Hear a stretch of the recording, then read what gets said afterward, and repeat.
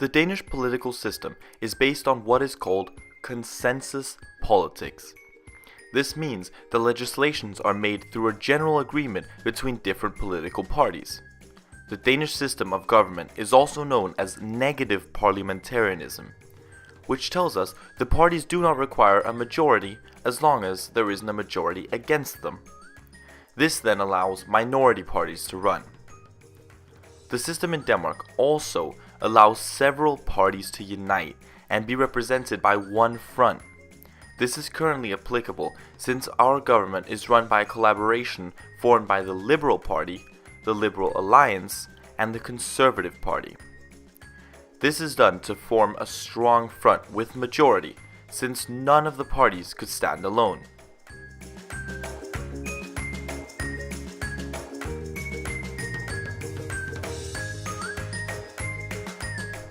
Since the debut of the Second World War, there have been no more than 4 government coalitions who have had a majority.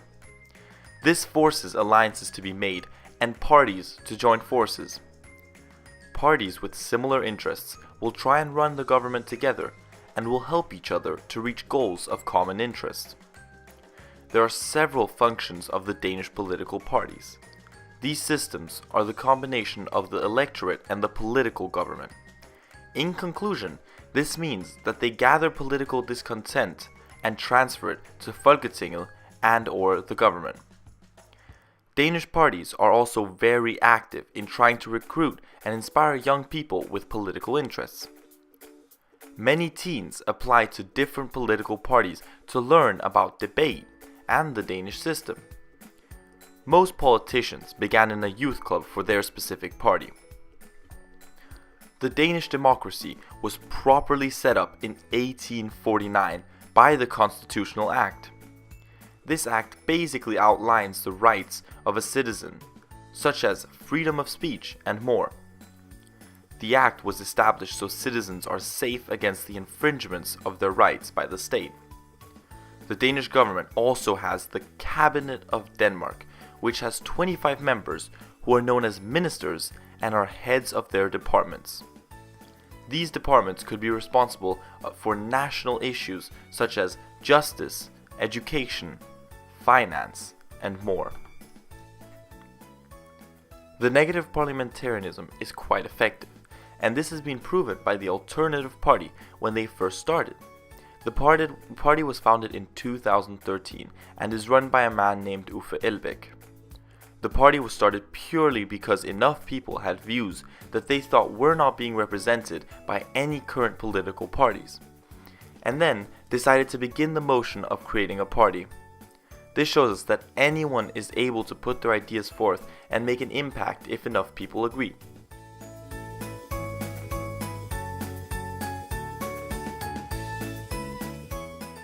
The youth clubs of political parties, as previously mentioned, play a big role since it allows their parties to educate young people with an interest in politics and to pursue their careers and fight for their shared views.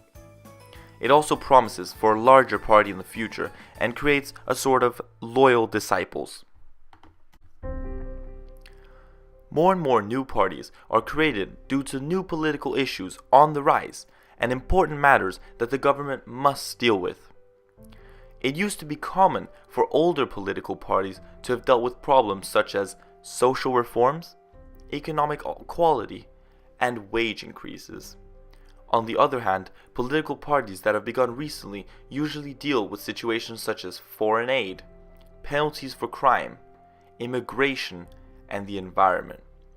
It is most likely that newly developed parties will be much more rapid when solving these new issues, whereas the aged parties might be slightly stuck in their ways. Political parties that stem from old politics are the Social Democratic Party, the Liberal Party, and the Conservative Party, whereas political parties that stem from new politics are the Socialist People's Party, the Radical Liberal Party, and the Progressive Party.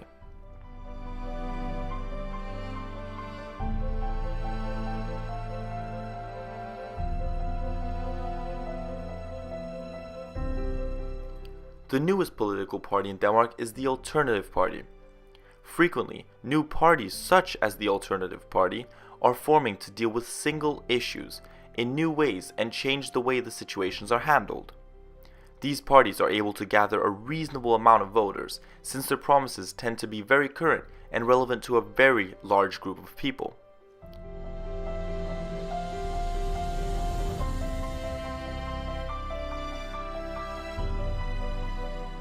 It is also possible that a new party is created because they have branched out from a previous one, which they want to take ideas from and adapt.